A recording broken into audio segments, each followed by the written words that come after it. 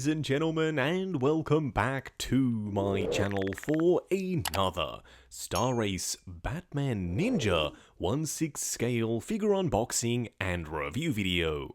Now today we are going to be taking a look at Harley Quinn, specifically the deluxe version. Now I personally am a big fan of the line. Not necessarily the film that these character designs originated from, but in 1/6 scale, seeing samurai versions of classic Batman characters, yeah, I personally am all for that. Now, I got mine from toyswonderland.com. Link for that is, of course, in the description below. They have 12-month installment plans and an awesome reward system.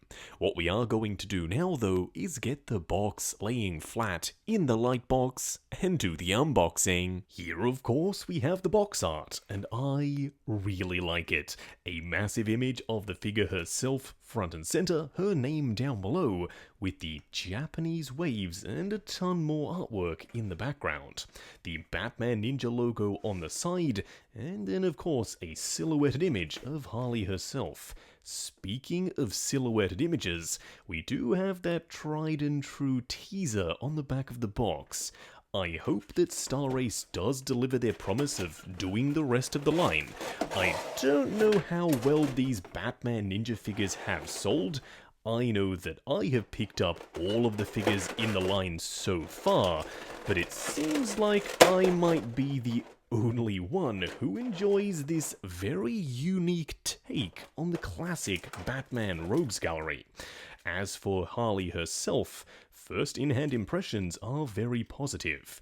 I do believe that just like Catwoman, she is using a Fison TB League body, so yes, you can feel the quality. What we are going to do now, though, is get all of her accessories laid out in the light box and take a closer look at everything she comes with. Here we have all the parts and pieces. Now, starting off with the display base first, it's simple yet very effective.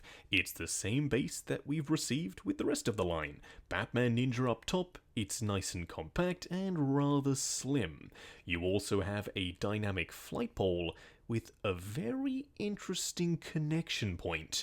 You will see what that pegs into a little bit later in the video. You do get one absolutely massive accessory in the form of Harley's Japanese hand drum, but technically in the film it's incredibly oversized. This is almost the right size to be a 1-to-1 scale version of a hand drum, and with the real strings and beads, you can totally turn it and use it as one. I like the print on the surface, and I like the subtle feathering of dirt and grime around the edges. Now you do get a couple of explosives, one being the flower bomb with a red flower up top, and the Joker smile down below, and the other a little bit more simple, a pink bomb with a pink real material wick. You also get a gourd, which we also got with Joker. There is a string, so you can dangle it off her belt. But I do think the clips that are on her belt are more meant for her handguns. I'm pretty sure if you get the standard version, you're only going to get one of these. But if you get the deluxe, you can absolutely have Harley Quinn dual wielding. I like the silver metallic for the barrel, and the design is very unique. You also get two different faceplates. They aren't full head sculpts, they just magnetize onto the back portion, and you will see that a little bit later on in the video. You do get one, which I'm pretty sure you receive with the standard version, that kind of looks a little bit sad, and the other that's all out full-on Harley Quinn with that maniacal laugh. Now I'm pleased to report that the eyes are articulated, so you can move them around, you can get some really interesting poses out of them, or you can go all out wacky and make her cross-eyed. It's entirely up to you. I do like the way they are painted. The skin tone has a little bit of texture. It's not super HD, it does look quite animated. Then up on top for the hair, you do have a little bit of shading. You also get a full array of hands, and there is some shading on the red side, but not on the black. What we are going to do now, though, is get Harley Quinn herself out here and take a closer look. Here we have her, standing straight up and down in the light box, no crazy poses or accessories or anything like that. And I'll tell you what, I'm already pretty impressed, for one very key reason. She stands up very easily. Usually when it comes to these Fison-bodied figures, they tend to be a little bit top-heavy due to the metal endoskeleton. But because of how they've designed everything to work with the Fison body, including the not super tiny and dainty shoes, she stands up perfectly fine, so I'm already pretty impressed. The figure herself, though, looks great.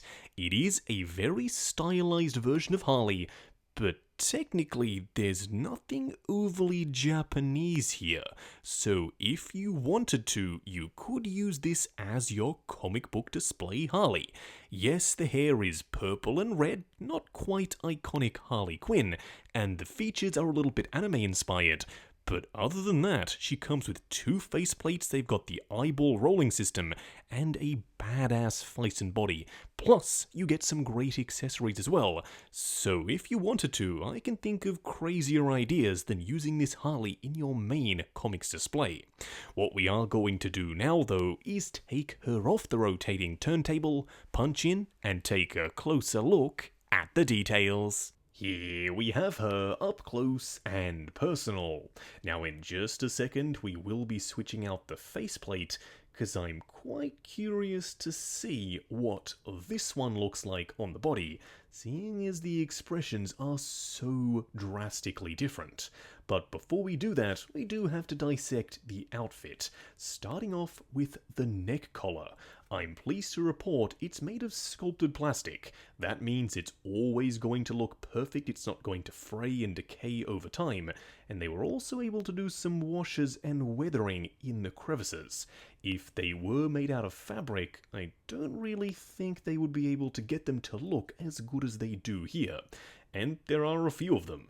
Up here for the collar, down here for the wrist pegs, on the thighs, and of course down at the ankles. Now the outfit itself is relatively simple. It does consist of multiple layers. You do have this inner shirt piece that's overlaid one piece on top of the other, then an outer jacket. It is tied up with a string all the way around, and some pom-poms are of course up front. You also have a bright pinkish red bow that does extend all the way around the back, and then up underneath the outfit you do have this clip piece. This is actually screwed in place, and you're meant to insert the flight pole in the back of that. It's a hidden and quite secure way of connecting Harley to the display base. Now, as I mentioned earlier, she is using a Fison body. That means she's pretty much using the best, most realistic seamless body on the market, and you can tell because the proportions are immaculate. You can also make out some musculature underneath the skin-tight stockings, and of course the sleeves as well. Plus, on top of all of the fabric, she has a smattering of Harley Quinn diamonds.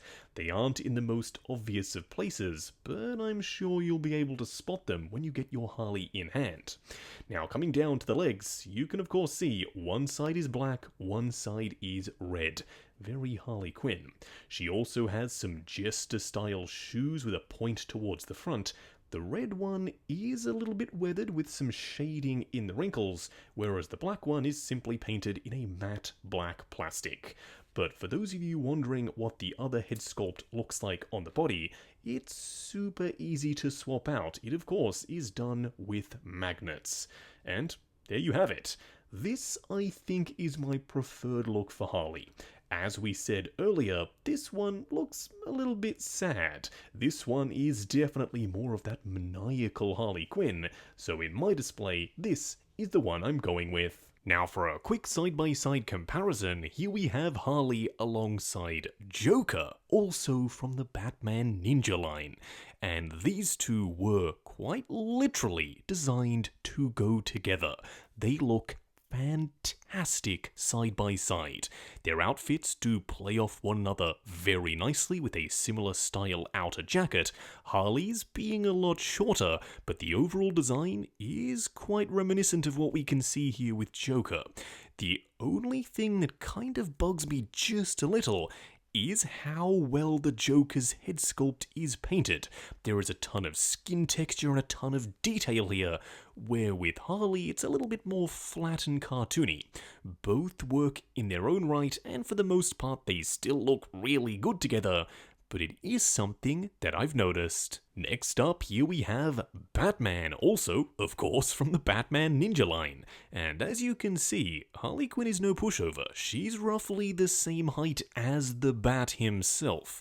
I personally really like that, coming from seeing other lines treat their female figures as far smaller characters. Because this is an animated movie, Star Race were able to play with the scales just a little, so having Harley be the same height as Batman makes her feel a little bit more imposing, and in the display when they're all lined up next to each other, this works very nicely. Just going over articulation. Now, bear in mind this is my personal copy of the figure, so I'm gonna be a little bit more careful. I'm sure when you get yours in hand, you can push the joints slightly further than I am willing to go.